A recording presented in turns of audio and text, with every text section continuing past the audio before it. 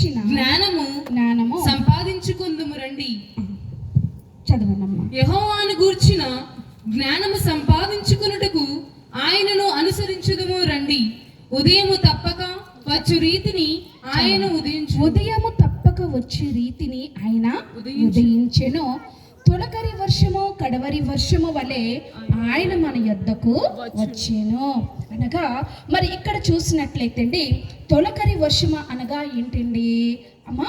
యేసు ప్రభు వారి యొక్క మొదటి రాక. అనగా ఈ యొక్క రాకలో యేసు ప్రభు వారు ఎలాగొచ్చిన్నారండి? దీనుడుగాను గొర్రెపిల్లగాను మన మధ్యకి వచ్చిన్నారు. అయితే ఈ యొక్క తొలకరి వర్షమని చూస్తున్నాము.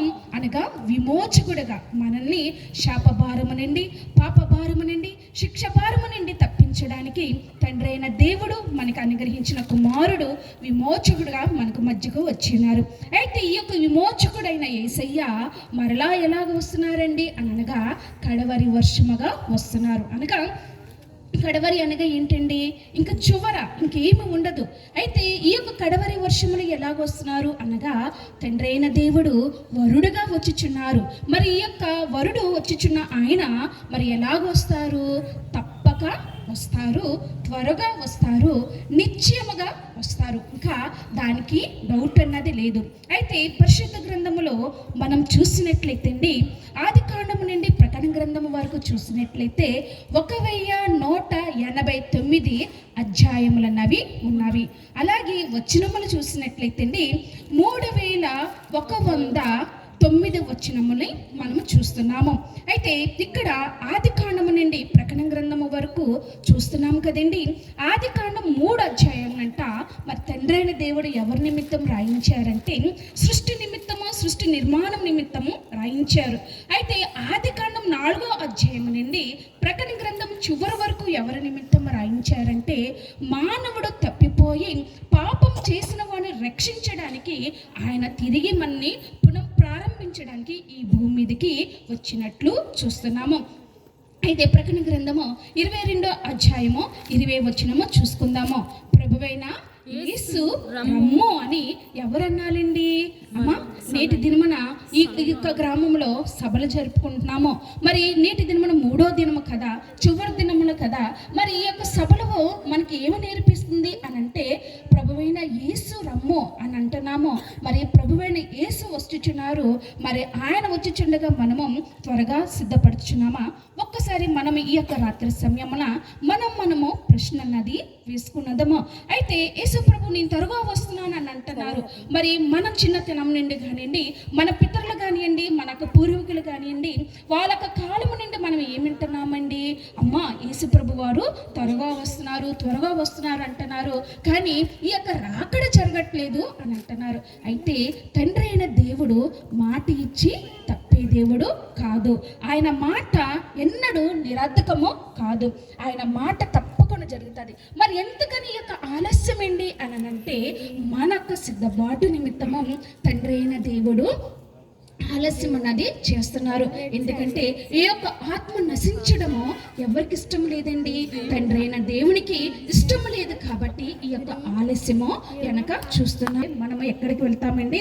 మధ్యాకాశములో వరుడైన ప్రభు మనల్ని కొనుపోవడానికి మెగాసనుడే మన మధ్యకి వచ్చుచున్నారు. అయితే బైబిల్ మిషన్ అంటే ఏంటండి అని అనగా వధువు సంఘము. వధువు సంఘం అంటేనే ఎవరై ఉన్నారండి? బైబిల్ మిషన్ అయి ఉన్నారు. మరి ఆయన మీతో చెప్పినది చేయడి అనని మరి దైవజనులైన అయ్యగారు బైబిల్ మిషన్కి ఒక నోటిఫికేషన్గా ఎక్కడైనా ఆలయానికి వెళ్ళినప్పుడు మనకు బైబిల్ మిషన్ చర్చిలో ఏమి ఎక్కువ ఉంటుందండి?